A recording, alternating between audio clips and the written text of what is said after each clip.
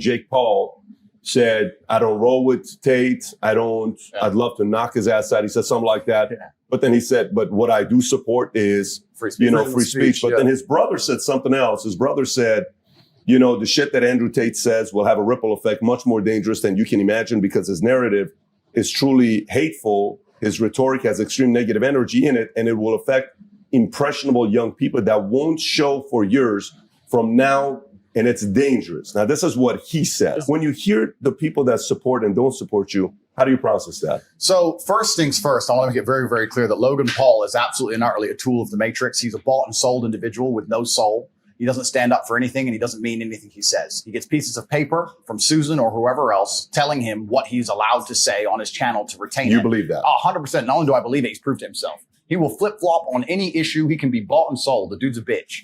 Logan Paul is a bitch, and I will say that here publicly. If anyone wants, I'll fight him for free.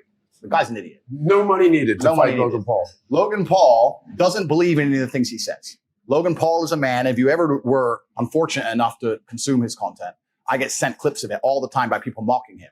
As soon as something comes out, whether it's Harry Styles wearing a dress, whether it's Lil Nas twerking on the devil, whether it's this, he just sits there and goes, yeah, this is great. Yeah, this is great. He is a talking piece. He is the mouthpiece for the agenda.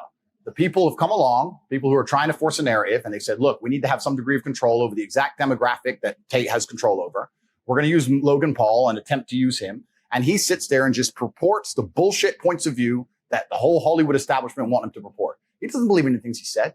He's told what to say. And because he was canceled before and it emotionally destroyed him, he sat on camera crying his eyes out like a little girl instead of being a man about it. He is so fearful of the mob and so scared of being canceled again that he's going to sit there and say anything he's told. He doesn't believe that shit. Before I was canceled, him and his boyfriend Mike did endless videos supporting me, laughing about me, saying how funny I was, tagging me on Instagram, inviting me places, etc. The second I'm canceled, they flip reverse it and shit themselves because they don't want to get canceled too.